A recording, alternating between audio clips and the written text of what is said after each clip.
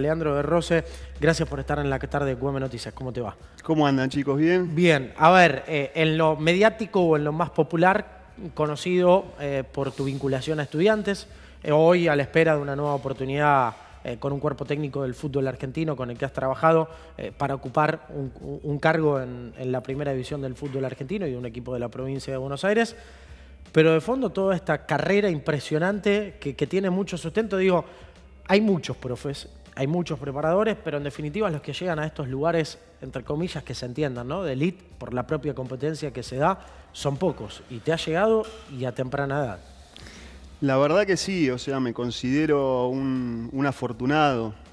Obviamente que sé que ha habido un gran sacrificio detrás, lo sé más que nadie, las cosas no llegan por casualidad, uno tiene que prepararse y siempre de la mejor manera posible y sobre todo perseguir los sueños, ¿no es cierto? Yo soy una persona que cree muchísimo en el poder del sueño, cuando uno tiene un deseo y lucha por eso y cree y no baja los brazos y demás, y obviamente con esfuerzo y también, bueno, teniendo la posibilidad de ir relacionándote con gente y demás, hoy me siento un verdadero afortunado. Hace 11 años que egresé, que me recibí como profe de educación física y mirando para atrás parece que pasó todo muy rápido, pero ha habido un camino bastante largo recorrido. ¿Te sorprenden las posibilidades que te dio? Digo, para algunos la más directa y la más rápida es haber preparado durante un buen tiempo a Juan Sebastián Verón para esta vuelta al fútbol que ha sucedido en los últimos meses. ¿Imaginabas todo eso? Vos decís y hablás de perseguir sueños. No sé cuáles aquellos sueños de joven estudiantes, cuáles aquellos, ni bien terminaste la carrera y empezaste a trabajar, seguramente poder vivir de la profesión, pero estos que son particulares y que tienen grandes estrellas o jugadores referentes, ¿te los imaginabas? Y la verdad no lo había pensado con un referente en particular. Siempre uno aspira a lo máximo y sueña a lo máximo. Si vos me preguntás hoy, yo el día de mañana aspiro a desarrollarme dentro de mi profesión y poder alcanzar la lead, ya sea poder tener la posibilidad dentro de un cuerpo técnico de arribar a una de las mejores ligas del mundo, de arribar a algún seleccionado. Uno eso lo persigue. Después particularmente no había pensado en tener la posibilidad de entrenar a Sebastián, por ejemplo. Fue una experiencia increíble. Digamos, uno desde el otro lado, como decís vos, joven, desde el lado del hincha primero, la admiración, y después desde el lado, ¿no es cierto?, la visión del profe de educación física, que somos todos fanáticos del deporte y lo admirás como deportista y demás, y después que una persona así te otorgue la confianza como para que lo ayudes a trabajar en los objetivos que él se plantea, es algo que no tiene palabras para describirlo. O sea, sí. En mi caso en particular, que amo lo que hago, acceder a ese tipo de posibilidades es algo que es muy difícil de explicar. Se escucha mucho en el mundo del deporte, pero precisamente en el mundo del fútbol, esto del físico privilegiado. A ver, caso de jugadores que uno sabe, ve, que quizá en un entrenamiento no dan el 100%, pero que en un partido rinden. O casos como el de Sebastián, que a los 42 años juega una Copa Libertadores contra un brasileño de 22 que explota. ¿Existe eso de físico privilegiado? ¿Con qué lo puedes relacionar? Sí, yo creo que en primera instancia, por supuesto, hay una condición genética que todos tenemos y que nos va a permitir llegar o tener más posibilidades de alcanzar un lugar que otro, ¿no? O sea, si siempre ponemos el mismo ejemplo, si mido 1,50 m y quiero triunfar en la NBA, la voy a tener difícil. No digo que va a ser imposible, pero la voy a tener difícil. Primero está eso, la carga genética. Después es todo lo que uno va desarrollando en su experiencia de vida, en su experiencia de deportista, que tiene que ver con el contexto en el cual te tocó vivir, ¿cierto? Por ejemplo... La alimentación, esas cosas. La alimentación y sobre todo el contexto. Mirá, siempre tomo una frase que decía Pelé, ¿sí? Que a él le preguntaron una vez por qué él, o sea, cómo entendía que era... digamos, un destacado frente a sus pares, ¿no es cierto? ¿Cuál era la razón que él encontraba por la cual realmente marcaba bastante diferencia con respecto a los demás jugadores contemporáneos de él. Y él decía, yo simplemente tuve la suerte de que en el barrio donde vivía la calle tenía más pozos que la de los demás. ¿Sí? O sea, como el contexto, digo, si Maradona hubiera nacido quizás en Cuba, no sé si hubiera sido un excelente futbolista, quizás hubiera sido un gran beisbolista, un gran boxeador, claro. No lo sabemos. A ver, hablás de la preparación y citábamos el caso de Verón. Todo esto tiene que ver con el físico, pero está directamente relacionado con la cabeza. Estudiantes incursionó en el fútbol a través de aquel acuerdo con Facundo Manes en la neurociencia. ¿Qué permitió, qué desarrolló? Vos estabas a cargo del área física en ese contexto, no estabas trabajando aquel año en el plantel de Primera División, pero estabas a cargo de los profes. ¿En qué ayuda y en qué vincula y qué mundo se descubrió a partir de esto? Bueno, la verdad es que surgió bien del riñón de las inferiores. Nosotros iniciamos con el grupo de profes y de entrenadores. Primero buscando una respuesta ante esto que charlábamos hoy, que decimos hay jugadores que quizás son muy buenos físicamente, técnicamente, pero después llega el día del partido y no rinden. O toman malas decisiones. Escuchamos un montón de casos que tienen unas condiciones bárbaras, pero después a la hora de jugar por los puntos, sí, por los porotos, no sabemos qué pasa, que no consigue ser el típico eficiente. Jugador de entrenamiento. Jugador de entrenamiento, como también tenés el otro caso, aquel sí, jugador que transita la semana entrenando sin exigirse demasiado y llega al partido y resulta que te desvela con las condiciones que muestra, ¿no? Bueno, entonces ante esa inquietud de decir, bueno, ¿qué más podemos hacer nosotros? O sea, nosotros los formamos a los chicos desde el punto de vista físico, junto con los entrenadores desde el punto de vista técnico, ¿no es cierto? Un trabajo interdisciplinario, pero nos faltaba como una pata. Decíamos, bueno, ¿qué es lo que podemos hacer para que ellos logren tomar mejores decisiones, para que ellos en el contexto puedan rendir el día que tienen que competir? Y bueno, a partir de ahí fue que decidimos generar primero un grupo de estudio interno, a ver qué herramientas la neurociencia nos podía otorgar, y después, bueno, gracias al contacto de Sebastián, que se interesó en el proyecto que nosotros habíamos iniciado, llegamos un día a sentarnos con Facundo Manes en INECO, ¿no es cierto?, en su fundación. Le presentamos un proyecto que realmente a él le gustó muchísimo, porque nos mencionó que había tenido acercamientos de Boca, de River, de otros equipos, pero que querían neurociencia para ganar el fin de semana. Y nosotros le planteamos un proyecto que es acorde a los principios que tiene Estudiantes, de un proyecto pensado en el largo plazo, donde estaba la educación a partir del colegio, donde estaban los profes, los entrenadores, los asistentes sociales, y cómo nosotros podíamos incorporar a la neurociencia para potenciar la formación de los chicos. Y bueno, en eso comenzamos a trabajar, se formó un departamento de neurociencias y hoy, la verdad que si me preguntás, yo creo que es una herramienta determinante, porque la realidad es que hoy no importa cuánto uno corra, si vos no tenés la capacidad de llegar al lugar indicado en el momento indicado. Claro, saber cómo corres. ¿Y han podido sacar algunas conclusiones hasta el momento? Digo, hay algunas conductas, por ejemplo, que ven que se pueden revertir a partir de un seguimiento psicológico. ¿El seguimiento es individual o grupal? Hay de los dos. Porque como el fútbol es un deporte de equipo, hay muchas dinámicas que se trabajan de forma grupal, que tiene que ver con la cohesión, ¿sí?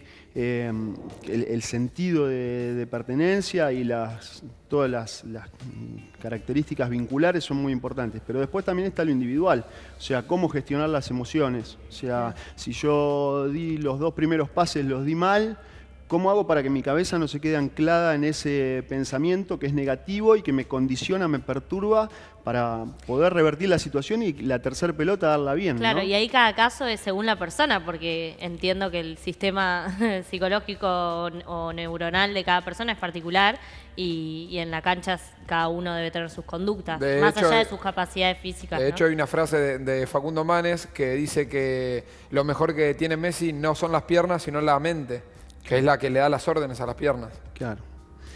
Mirá, es así, como vos lo decías. Lo primero que hicimos fue trabajando en conjunto con el equipo de Facundo, con las psiquiatras, en neuros, psicólogas y demás, hacer una evaluación del perfil de cada chico. Porque cada chico, digamos, hay casos en los cuales hay trastornos de ansiedad, tienen distintos tipos de perfiles. Que no significa, quizás algunos son patológicos, pero son los menos, y hay otros casos que nos identifican a cada uno como seres humanos y que tenemos que encontrar, a partir de conocer ese perfil, las herramientas para esto, gestionar las emociones. Pues las emociones llegan, es inevitable, van a aparecer, y nosotros tenemos que saber cómo interactuar con ellas para que eso... para aprovecharlas y que nos potencien y que no nos inhiban. ¿Sí? De eso se trata un poco. ¿Y ya han podido comprobar, digamos, el resultado positivo de estas prácticas? Y la verdad es que no tengo pruebas fidedignas, científicas. No sabes si un jugador rinde por esto. No te voy a mentir. Porque pero por ahí es perceptivo, digo, alguien que vos veías medio dudoso, con pero alguna de forma conducta subjetiva, particular. de forma perceptiva y con testimonio de los mismos chicos y demás, sí. Lógico que sí, encuentran herramientas que a ellos las sienten útiles y les permiten mejorar y ganan en confianza y logran focalizarse más, sostener la atención a lo largo del tiempo. La verdad que sí.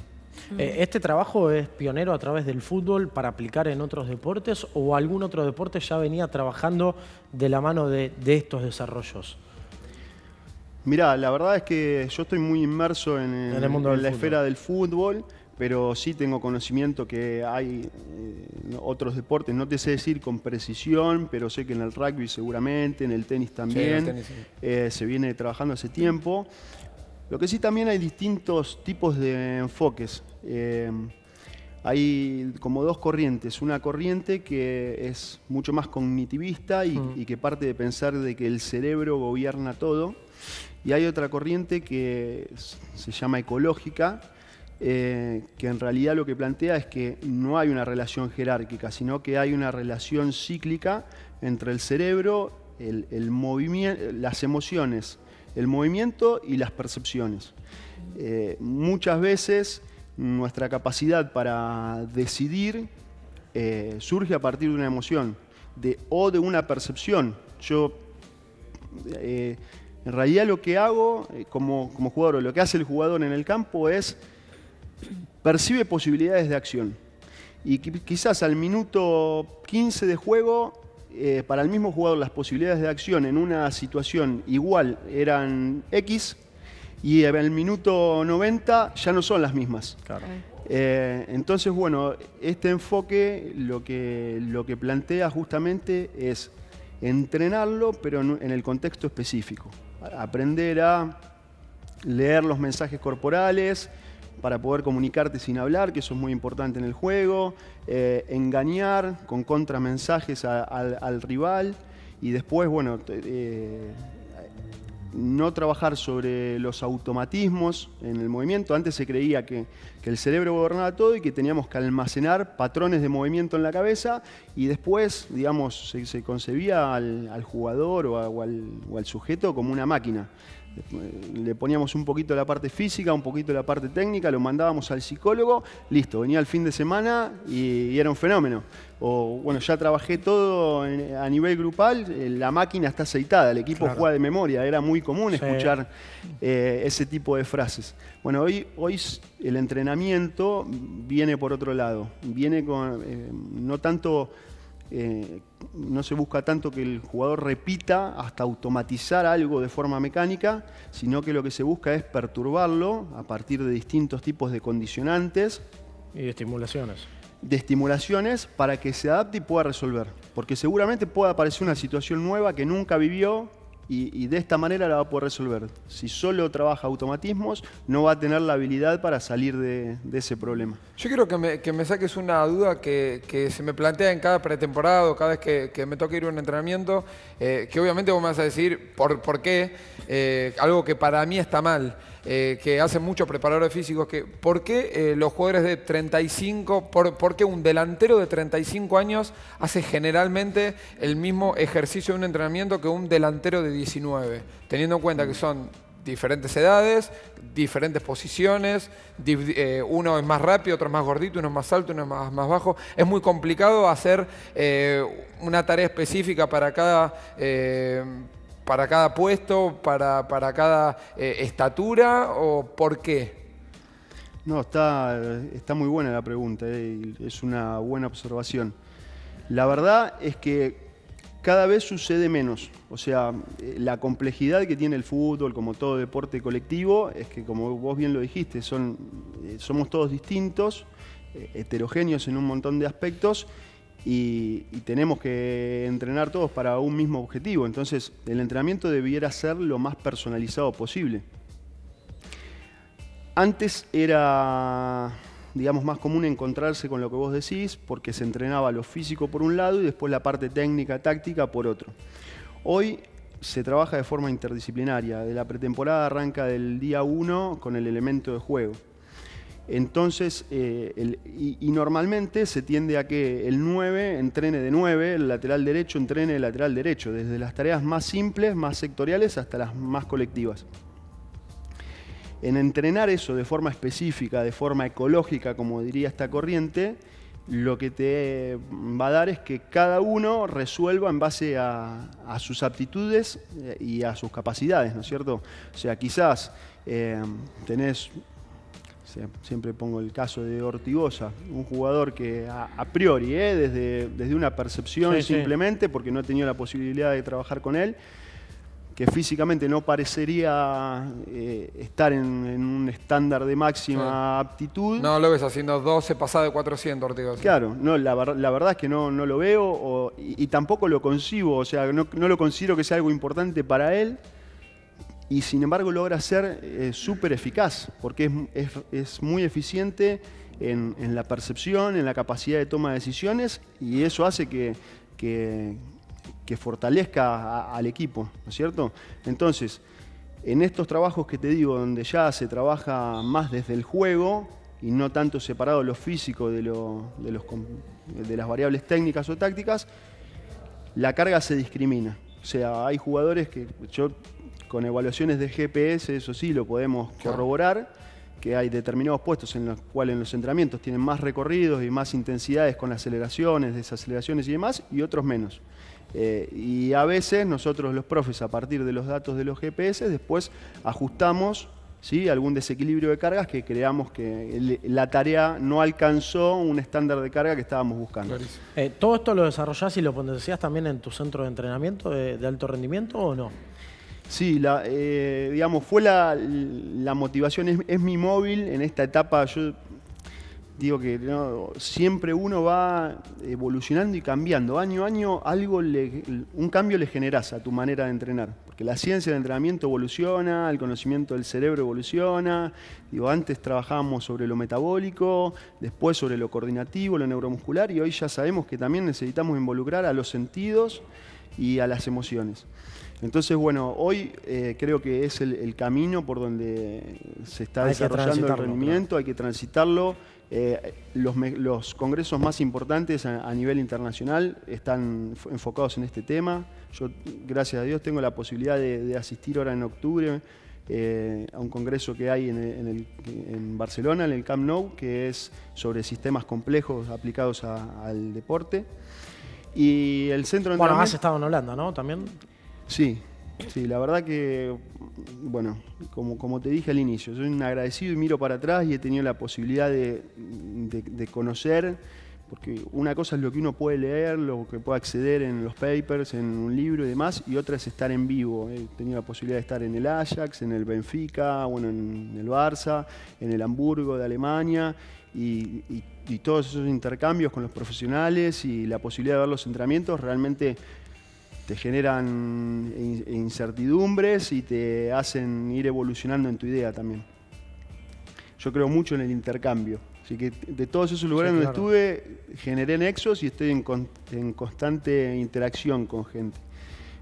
Y en nuestro centro de entrenamiento, bueno, justamente lo que proponemos es eso, una forma de entrenar completamente distinta y ecológica, si se quiere, porque hace alusión a la esencia propia del movimiento humano. Nosotros desde el hombre, digamos, en la prehistoria, lo que hacía era, su movimiento estaba basado en detectar el peligro ante justamente los órganos sensoriales y después la emoción para luchar frente al peligro o para correr frente al peligro. Claro. Y después, producto de un avance cultural y de todo lo que es la revolución industrial y demás, hemos mecanizado hasta el entrenamiento y hemos pensado que el deportista era una máquina y lo entrenamos como un robot. Y hoy se está volviendo un poco al otro, a decir no, estar perceptivo y alerta a lo que pasa en el entorno y ahí poder actuar de la forma más eficiente posible a partir de una respuesta que parte de una parte del cerebro. Hay 3 cerebros, evolutivamente hablando.